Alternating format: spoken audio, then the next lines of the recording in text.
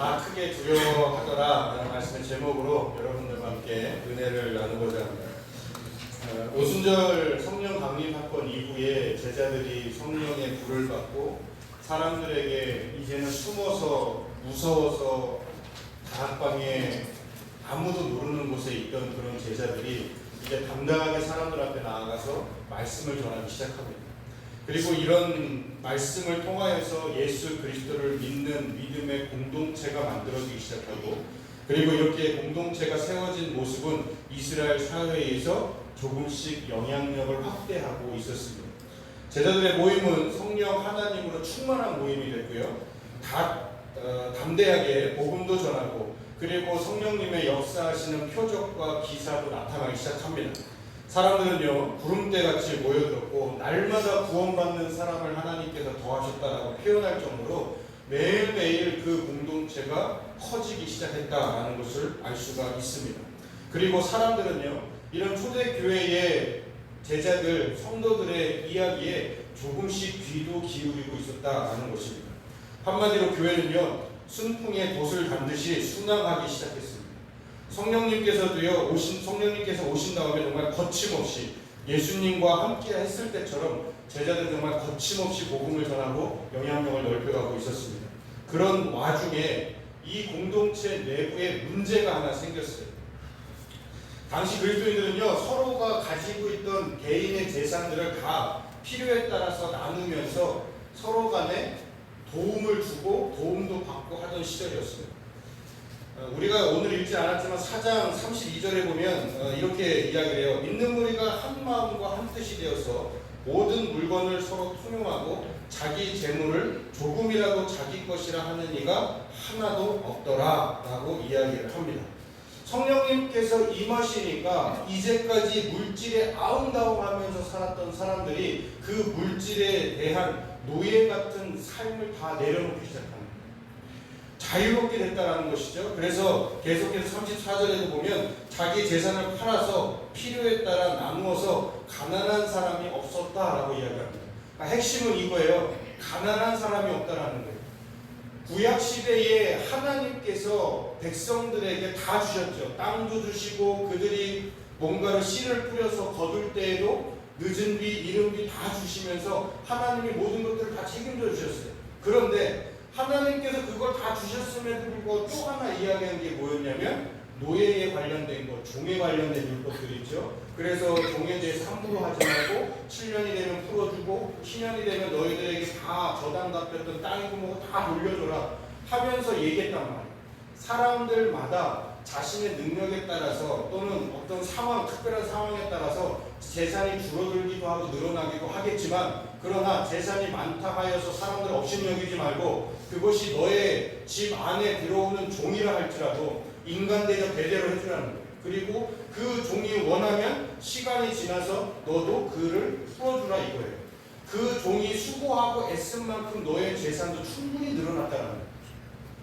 즉 구약에서 하나님께서 말씀하시는 것은 물질적으로는 부자도 있을 수 있고 가난한 자도 있을 수 있고 신분적으로는 주인도 있을 수 있고 종도 있을 수 있지만 그 안에서 서로가 서로를 돕기 때문에 부한 자도 가난한 자도 살아가는데 문제가 없는 공동체를 하나님께서 만들기를 원하셨던 거예요. 그런데 이스라엘 민족들이 율법대로 하나님의 법대로만 했으면 그 나라가 됐을 텐데 그 법을 이용해가지고 자기들의 욕심을 채우기 시작하면서 하나님의 법이 유명무실해진 거기 때문에 그들이 결국은 나라도 빼앗기고 지금 신약시대에 넘어와서 다른 나라에서 눈치 보면서 살아가는 백성이 되어버리고 말았다는 거예요. 그런데 이 하나님의 뜻하셨던 가난한 자도 없고 부한 자도 없는 이 공동체가 지금 초대교회에 만들어졌다는 거예요. 하나님께서 명령하신 것도 아니에요. 법으로 제정을 하셔서 이렇게 반드시 해야 돼 라고 이야기하시지 않았습니다.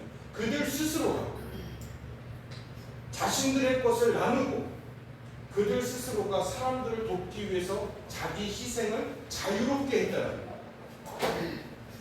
세상 사람들은 상상하지 못하는 아름다운 문화가 그들의 공동체에 자리 잡아가고 있었는데 이 문화에 금이 가는 일이 생기게 된 거예요.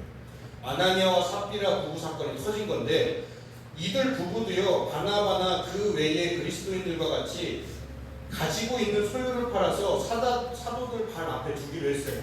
이 사람들은 똑같이 나누기로 결단을 한 거예요. 그런데 이 부부는요, 자신들의 소유를 팔고 전부가 아닌 그 일부만 가져다 주었어요. 결론적으로 보면, 겉으로 드러난 현상만 보면 이 부부는 이 일로 인하여서 생명을 다 잃게 돼요. 재산을 팔아서 다 내놓지 않고 일부만 내놓았다라고 해서 목숨을 잃은 건 당연히 아니에요. 하나님은 그런 분 아니세요. 사도들이 강제적으로 재산을 다 몰수한 것도 아니에요. 성령님의 인도 속에서 자발적으로 자신의 것들을 공동체와 나눈 거죠. 즉 재산을 내놓지 않는다고 하더라도 그것이 전혀 문제되지 않는다. 사람들이 눈총을 주지도 않고 왜 니네들은 재산을 안 나눠 이런 것도 없다고요. 그냥 다 개인 자발적이었어요. 그런데 이 아나니아와 삽비라는 그런 마음을 가지고서 하나님 앞에 드린 게 아니라 일부분을 지금 남겨뒀단 말이에요. 그런데 일부분을 남겨둔 것도 문제가 아니에요. 왜냐하면 자기가 팔고 남은 거 내가 이 정도 뒀다가 나는 이만큼만 헌금하고 싶어. 그러면 그거 헌금하면 되는 거니까. 근데 문제는 뭐냐면 아나니아를 향한 베드로의 질타 속에서 그것을 찾아볼 수가 있는데, 우리가 4절 말씀을 보면 땅이 그대로 있을 때에도 네 땅이 아니며 하루에도 네 마음대로 할 수가 없더냐 하고 말을 해요. 이것을 조금 더 정확하게 번역을 하면 판 후에도 네 마음대로 할 수 있는 건 아니냐 이거예요. 팔기 전에도 네 땅이고 판 후에도 그 돈이 네 것인데 그냥 하나님 앞에 드리기 싫으면 안 드리면 되는 거고, 네가 일부분만 드리고 싶으면 하나님 제가 이것을 팔았는데 이만큼을 하나님께 드리고 싶어요 하고 그러면 드리면 되는 거예요. 그런데 그들의 죄는 뭐냐면 내가 판 값을 교회에 다 드리지 않는 데 있는 것이 아니라 일부를 내놓고도 마치 전부를 드린 것처럼 사람들을 속였다는 데 있는, 즉 위선에 있다는 거예요. 더욱이 사람뿐만이 아니라 하나님마저도 속일 수 있다라고 생각한 것, 이것이 그들의 가장 큰 죄의 문제였습니다. 그들은 헌금을 사도들 발 앞에 두기 전에 이미 하나님 앞에 죄를 범한 거예요. 5절 3절에 가보면 베드로가 이렇게 말하죠. 베드로가 이르되 아나니아야 어찌하여 사탄이 내 마음에 가득하여 네가 성령을 속이고 땅값 얼마를 감추었느냐 라고 이야기를 해요. 성령 강림 사건 이후의 초대교회는요, 말씀드렸다시피 성령님의 강림하신 역사와 증거가 엄청나게 드러나던 시대의 교회였어요. 그래서 성도들이 하나님께서 사도들을 통해서 어떻게 역사하시는지 두 눈으로 똑똑히 보던 공동체였어요. 여러분 생각해보세요. 지금 여러분들과 함께 예배를 드리고 있는데 여기에 베드로가 있고 바울이 있다고 생각을 해보세요. 여러분들이 병든 자가 갑자기 막 벌떡 일어나가지고 내가 나았습니다라고 고백하고, 안전뱅이가 여러분들이 전도하러 같이 나갔는데 앞에 장애가 있으신 분이 계셨단 말이에요. 다리에 장애가 있어서 평생 앉아서밖에 생활하시는 못하는 분, 그런 분들을 갑자기 사도가 기도를 하니까 벌떡벌떡 일어나요. 여러분들이 병원식만 한다고 생각을 해봅시다. 그런데 식물 인간이 돼가지고 몸도 문질고 의식도 제대로 하지 못하고 정말 산소 호흡기만 가지고서 생활하고 계시는 환자분들이 계셨는데, 거기에 여러분들이 손을 얹고 기도를 했는데 갑자기 그분이 눈을 딱 뜨더니 산소가 확 깨버려요. 그리고서 내가 치유받았습니다 얘기해요. 여러분, 이런 사건들이 지금 비일비재로 일어나고 있는 공동체가 초대교회 공동체였어요.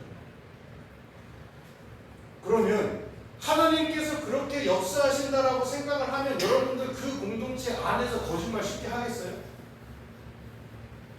예전에 예언의 은사가 있으신 분한테 기도를 받는 시간이 있었는데 그 기도를 안 받겠다라고 하는 사람이 있었어요. 그래서 왜 안 받아? 아이 뭐 그냥 이렇게 하다가 나중에 슬쩍 물어봤어. 야 진짜 왜 안 받는 거야? 너 저거 다 받는데 왜 안 받는 거야? 부끄러웠어. 내가 속으로 지었던 거 이거 내가 남들한테 아무것도 말도 없는 쟤들 이거 그 사람 다 알고 어떻게 해? 나 무서워서 못하겠어.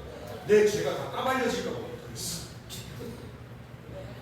여러분, 예언의 은사가 있으신 분한테 기도를 받을 때도 사실 우리 마음 가운데 있는 하나의 두려운 게 뭐냐면, 야 이러다가 혹여나 내가 미워하는 사람이 저 사람 다 알면 어떡하지? 성령님께서 막 가르쳐 주시니까 야 제가 저 사람 미워하는 거 꼭 가르쳐 줘야 돼? 너 그렇게 미워하면 안 된다는 꼭 얘기해 줘야 돼? 이런 말 할까 봐 슬슬 은근히 두려움이 있단 말이에요. 그런데 하물며 이거는 예언의 은사뿐만 아니라 이건 당연한 거고, 사도들이 기도하면 막 벌떡벌떡 일어나고 방언 터지고 성령님께서 여러 가지 환상과 예언과 증언들을 막 기하급수적으로 보여준다는 거예요. 이런 공동체 안에서 내가 어떻게 하나님 속이겠어? 내가 하나님 앞에 예물을 드리려고 마음 먹었으면 예물을 드리겠죠. 무서워서라도 드릴 거라고요. 감히 어떻게 성령님을 속이겠어요? 이런 분위기가 팽배하고 있는 거예요. 증거들이 내 눈앞에 드러나고 있는 거예요. 그런데도 불구하고 하나님을 속일 수 있다고 생각했다니까요. 이게 도대체 이해가 안 되는데 아나니아와 삽비라는 이게 가능하다고 생각했단 말이에요. 아니 아예 하나님을 염두에 두지 않았다라는 게 조금 더 정확한 표현이겠죠. 하나님을 조금이라도 의식하고 있었다면 그들은 절대 속이지 않았어요. 하나님을 의식하지 않으니까, 성령님을 생각하고 있지 않으니까 사도들만 속이면 된다라고 생각하고 지금 이 행동을 하는 거란 말이에요. 사도들은 당연히 모르죠. 누가 가르쳐 주는 거예요? 성령님께서 가르쳐 주시는 거예요. 저들의 거짓말에 대해서. 더더군다나 그의 아내에게는 기회를 줬어요.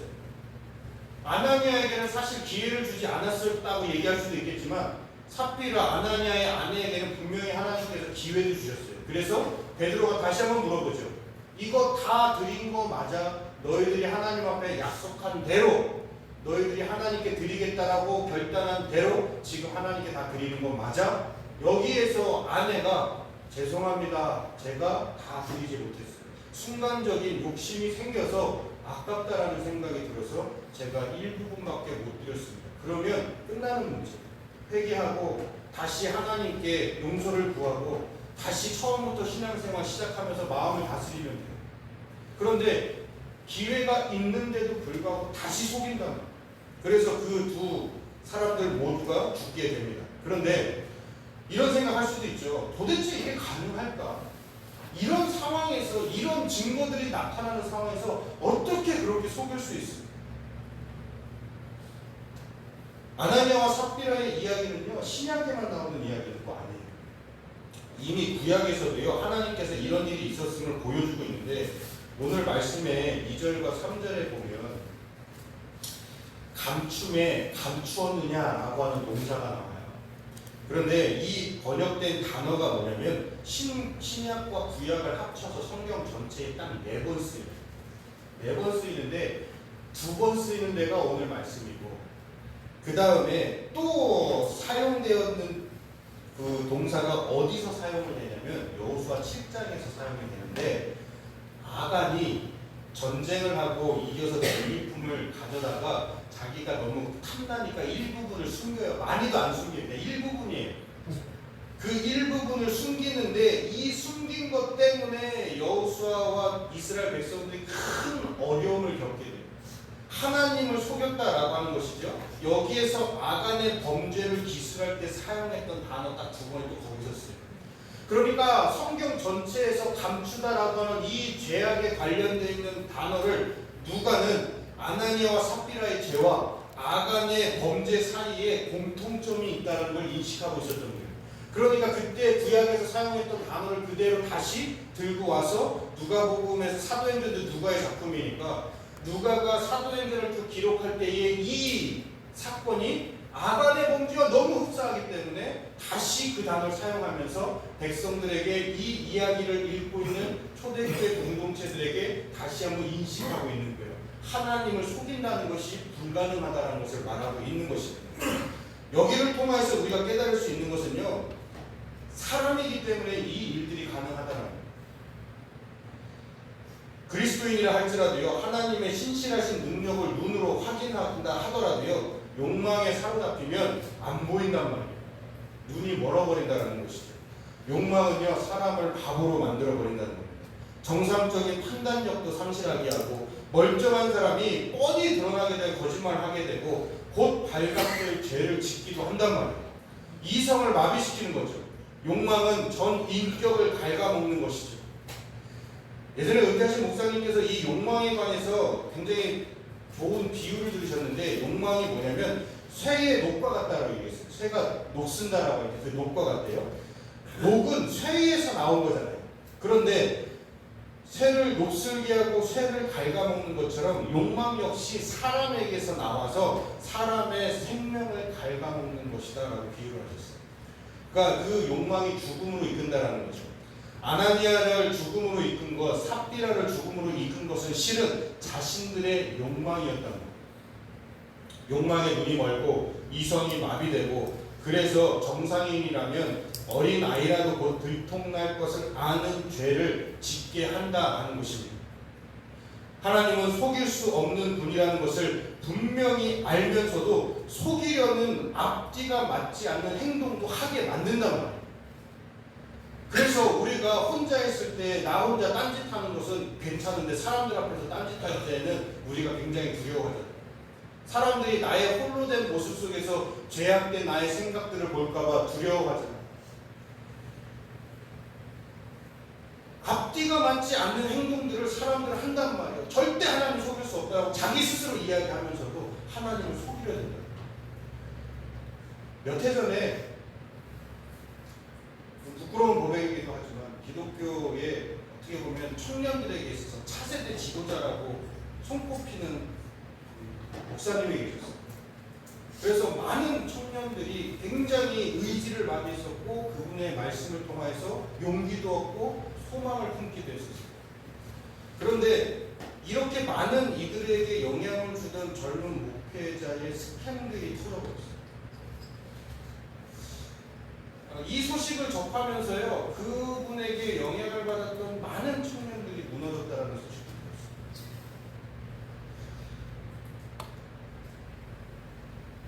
그러면서 들었던 생각이 하나가 뭐였냐면, 만일 이렇게 본인과 가정과 교회에 파괴적인 결과가 올 줄 알았으면 그분이 실수하셨을까라는 생각이 듭니다.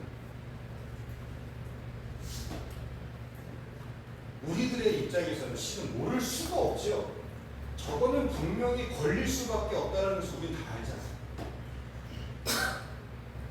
이런 결과를 초래할 줄을 왜 생각하지 못하겠어요? 그런데 조금씩 욕망의 마음의 자리를 내주기 시작하니까 보통 사람들도 뻔히 알만한 것이 그들 눈에는 보이지 않는 거예요. 다른 사람들은 모르겠지, 숨겨 있으니까 몰래 하니까 아무도 모르겠지 하겠지만, 몰래는 자기들 눈에만 몰래인 거지 다른 사람들은 이미 다 보고 있어요. 그리고 기다리셨겠죠. 베드로와 같이 기회를 주고 다시 기회를 주고, 하나님께서도 기다려주시고 기다려주실 수도 있어요. 빨리 돌아왔으면 이렇게 큰 문제가 없이 공동체 안에서 이렇게 대규모로 사람들에게 알려지지 않고 조용히 끝날 수도 있는 문제가 됐을 수도 있어요. 아니, 아예 시작이 되지 않았을 수도 있어요. 마음이 동하기 시작했을 때, 뭔가 나쁜 마음이 들기 시작했을 때, 아니 이러면 안 되지, 이 마음을 들고 하나님 앞에 갔다면 이런 일들이 벌어지지 않았을 수도 있어요. 기회는 있었다고요. 욕망이 나에게 생겼을 때에 하나님께서는요, 단번에 나의 생명을 치시는 게 아니에요. 나에게 바로 그 죄에 대한 삭스를 주시는 게 아니라고요. 기회를 주신다고요. 욕망이 생기는 것에 대해서 하나님은 이해해 주신다고요. 다만 이 욕망을 이기기 위해서 하나님께 나오냐 나오지 않느냐는 다른 문제예요. 아나니아와 삽비라는 기회가 있었고, 하나님께서 다시 음성으로도 기회를 주셨지만 그들은 하나님께 나오는 것을 거절해버리고 말았다는 것입니다. 여러분, 이성이 마비되면 뻔히 보이는 결과도요, 눈에 들어오잖아요. 남자들이 때로는요, 아이들 같다고 하잖아요. 저희 그 말에 좀 동의는 해요. 남자들 노는 거 보면 정말 왜 저러고 놀아라 하는 것들이 있거든. 그네 타면 되지, 뭐 그네를 꼭 자기가 한번 뒤집어 보겠다고, 타가지고 이걸 한번 돌아보겠다고, 그래가지고 막 하다가 떨어져서 다치기도 하고. 아니 그냥 옛날에 그 뺑뺑이 있잖아요. 돌면서 놀았던 거, 돌려주면 이렇게 붙잡고 자는 거, 아니 그냥 볼 정도로만 하면 되지. 이거를 기어이 떨어뜨리겠다고. 남자들 셋이서 달라붙어가지고 내기를 하는 거예요. 누가 떨어지느냐 마느냐. 그래가지고 둘이 돌리고 한 명이 붙잡고 있는 거예요. 그래서 둘이 돌리는데 얼마나 세게 돌리는지 얘가 또 나가 떨어져가지고 다음날 기부 싸고 뭐 이러고 노는 거예요. 남자들 애 같다니까요. 그런데 때로는요 이런 애 같은 모습이 화로 바뀌면 물불 가리지 않는 데가 있어요. 여러분 밤거리를 지나가다 보면 서울에서 밤거리 지나가다 보면 싸우시는 분들이 종종 있어요.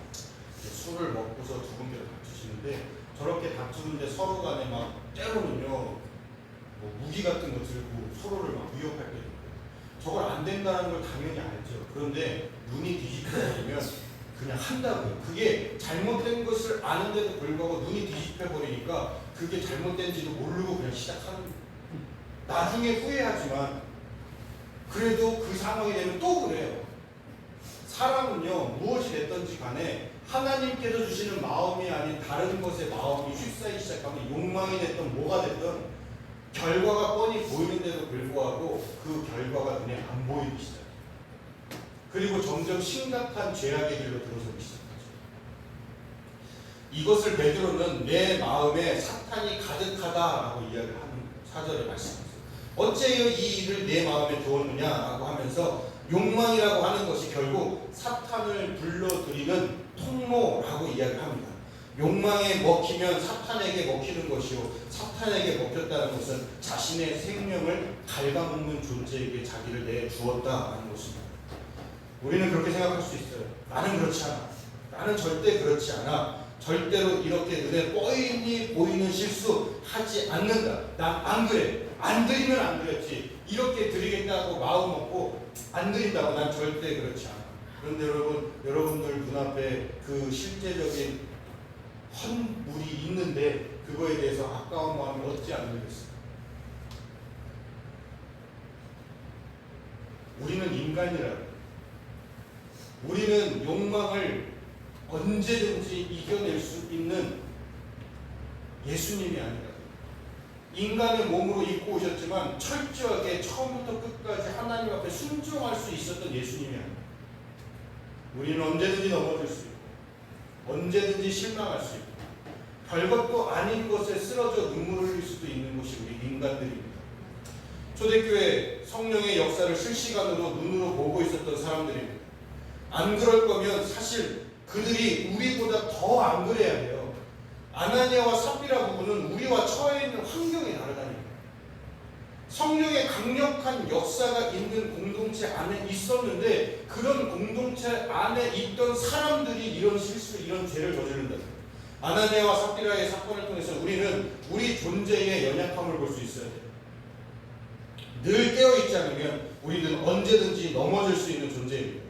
이렇게 새롭게 시작된 거룩한 하나님의 공동체 안에서 무서운 죄가 침투하려고 하니까 앞으로 큰 일을 감당한 성령 충만한 초대교회를 위해서도 이 사건을 통해서 하나님께서는 초대교회의 경종을 울리고 계십니다. 오늘 이 시대를 살아가고 있는 우리들 또한 마찬가지예요. 하나님은 매일의 삶 속에서 우리에게 경종을 울리신다고요. 내 욕망이 자꾸 커지기 시작할 때마다 내 이성을 마비시키고 신앙을 무너뜨리려고 하는 생각이 들 때마다 행동을 하려고 할 때마다 하나님께서는 언제든지 우리에게 경종을 울리세요. 하나님께 나아오라고 얘기를 하고 계십니다. 11절에 오늘 말씀 11절에 이렇게 하죠. 온 교회와 이 일을 듣는 사람들이 다 크게 두려워합니다. 이 두려워하다라는 단어는 계속 반복이 되죠. 처음에 아나니아가 죽은 다음에 사람들이 그 일을 듣고 두려워했고 삽비라까지 죽은 다음에 이제는 온 교회와 이 일을 듣는 사람들이 다 두려워하더라라고 이야기를 합니다. 온 교회가 죄에 대해서 경각심을 가졌단 말이에요. 그리고 하나님을 경외하게 되었습니다. 죄와 성령님은 반비례합니다.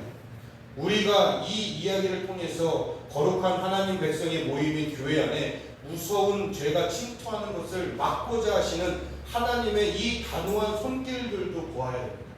죄의 심각성을 깨닫고 죄를 가볍게 여기지 말고 성령 충만한 삶을 유지하는 사람, 이 삶을 끝까지 지켜나가야 한다는 것을 하나님께서는 오늘 우리에게 말씀을 통해 일깨워 주시는 거예요. 전에도 말씀드렸지만 교회는요 이상적인 것이 아닙니다. 여러분 교회만이 살 길입니다. 교회만이 빛입니다. 맞지만 교회가 이 시대의 빛이고 교회가 이 시대의 소망이고 희망이지만 그렇다고 해서 이상적이지는 않아요. 빛의 자녀들의 모임이지만 어둠이 넘볼 수 없는 절대로 침범할 수 없는 난공불락의 성도 아닙니다. 성령님께서 왕성하게 역사하시는 교회이지만 그렇기 때문에 동시에 사단이 가장 왕성하게 역사하기 좋은 모판이 될 수 있는 것도 이 교회. 사단이 가장 열심히 신경 쓰는 것도 교회예요. 교회에 한번 스캔들이 터지기 시작하면, 교회에 문제가 한번 벌어지기 시작하면 이 교회에 대한 세상 사람들은 어마어마한 비판을 가하고 교회는 이제 희망도 없고 소망도 없다라고 이야기하죠. 그래서 교회는 날마다 시름과 전투가 벌어지는 장이에요. 우리 개인의 삶 속에서도 전투가 벌어지지만 교회 공동체 안에서도 여전히 씨름해야 되고요. 여전히 사탄과의 전투가 벌어지고 있는 장소. 지금 이 장소에도 우리는 여전히 사탄과 전쟁을 치르고 있다. 누군가는 이 말씀을 통하여서 마음에 회개를 하고 깨달음을 얻고 결단이 하겠지만 누군가는 화가 나고 승질이 나겠죠. 때로는 목사님 나를 통하여서 나에게 집어서 얘기하는 것 같아요. 이렇게 하면서 내 마음의 반발 심리가 막 드러납니다. 그러나 여러분들에게 제가 반드시 약속드리는 거 하나는 저는 머리가 나빠서 누군가를 찝을 정도로 머리가 좋아가지고 말씀을 준비하는 겁니다. 누군가를 찝기도 어려워요. 생각도 안 나요. 말씀 준비할 때. 그러니까 혹여나 내 마음에 뭔가가 나중에라도 찔림이 오시는 분이 계셨다면 하나님께서 지금 나에게 경종을 울리시는구나 생각하십니다. 누구 들으라고 설교하자. 제 설교의 첫 번째 대상은 저예요. 그래서 여러분들을 절대 생각하지 않으니까 오해하시지 말라고 미리 여러분들에게 말씀드립니다. 앞으로 설교할 때도 전 누구도 생각하지 않습니다. 그래서 여러분들을 괜히 이렇게 발견이신다면, 괜히 뭔가 마음에 뭔가가 이상하시다면 하나님께서 말씀하신다 생각하시면 성령이 충만하고 믿음 좋고 신실한 초대교회 그리스도인들에게 하나님께서는 이렇게 심각하게 경고의 말씀을 드립니다. 마땅히 우리가 받아야 할 경고이기도 합니다. 오늘 이 시간 하나님의 주문한 경고의 말씀을 통하여서 잘못된 욕망으로 우리를 유혹하고 있는 사단을 예수 그리스도의 이름으로 물리쳐야 될 줄로 믿습니다. 우리가 베드로전서 5장 8절에서 9절에 이렇게 이야기를 합니다. 우리가 가족성경이라고 하는 성경책이 있는데 많은 번역본들이 있지만 제가 이 9절은 그 성경 번역본이 좀 좋더라고요. 그래서 여러분들에게 다시 한번 읽어드리겠습니다. 정신을 바짝 차리고 깨어 있으십시오. 여러분의 원수인 사탄이 으르렁거리는 사자처럼 삼킬 자를 찾아다닙니다. 여러분들은 믿음에 견고하게 서서 사탄을 대적하십시오. 여러분도 알다시피 온 세상에 흩어져 있는 여러분의 형제들도 같은 고난을 당하고 있습니다. 여러분 베드로도 그렇고 사도행전에서도 그렇고 하나님께서도 지금 동일하게 이야기하시는 것. 깨어서 전쟁에 준비하라는 것. 바짝 깨어 있어야 돼요. 우리가 정신 바짝 차리고 있어요. 그래서 아나니아와 삽비라의 그림자가 우리 교회의 그림자가 아니라 바나바와 같은 그림자, 당시에 순교의 목숨을 아깝지 않게 내놓았던 초대교회 정상적이고 담대한 믿음의 선지들, 믿음의 조상들의 그런 그림자가 우리 남사교회의 그림자가 되어야 돼요. 그러니 여러분 우리가 정말 깨어서 정신 바짝 차리고 기도하고요. 여러분들 마음 가운데 조금이라도 찔림이 오거나 뭔가 화가 난다면 왜 저런 말을 하지? 왜 이 말씀을 나에게 주지? 왜 나에게 갑자기 이런 일들이 벌어지지? 어떤 나의 안에 있어서 분노가 일어날 때도 있거든요. 그 분노가 일어날 때에도 그 분노를 붙들고 하나님 앞에 나와요. 하나님의 경고의 메시지라고요. 사단이 나에게 분노를 일으켜서 하나님께서 나에게 말씀하시는데 회개하고자 하는 나의 마음을 감추게 하고 가려버린 다음에 자신의 소나기에 붙들게 하려고 그렇게 화를 일으키고 분노를 일으켜서 하나님의 말씀 말씀에 귀를 닫게 한단 말이에요. 말씀드렸죠. 욕망이든 분노든 하나님의 말씀에 귀를 닫게 하고 우리의 이성을 마비시켜버린다. 그러니 그런 분노가 생길 때마다 또는 내 욕망이 나를 사로잡으려고 할 때마다 여러분들 그거 그대로 붙들고 하나님 앞에 나오셔야 돼요. 화를 내도 하나님 앞에 화를 내시고 욕망이 생겨도 그 욕망을 하나님 앞에 다 드러내놓으세요. 아무리 속이려고 해봐야 속일 수 없다니까요. 그럴 바에는 차라리 툭 까놓고 하나님 앞에 얘기하는 게 얼마나 속 편하겠어요. 그러니 내 마음에 뭔가 이전과 다른 감정들이 생긴다면 그런 감정들을 하나님 앞에 가지고 나오십시오. 그것이 하나님께서 나에게 주시는 또 다른 기회의 시간입니다. 나를 단단한 반석에 세우는 시간, 나를 다시 한번 하나님의 능력 안에 하나님의 손 아귀에 붙들리게 하는 시간, 내가 다시 일어날 수 있는 시간, 넘어져 있는 나의 삶이 회복되는 시간으로 하나님께서 사용하실 것입니다. 오늘의 시간 이 자리는 저희들이 그러한 하나님의 자녀로서 아나니아와 삽비라처럼 욕망에 지는 자가 아닌 하나님께 들고 나와서 사단의 모든 유혹을 예수 그리스도의 이름으로 이겨내는 복된 저와 여러분 되시기를 주님의 이름으로 간절히 축원합니다. 기도하겠습니다.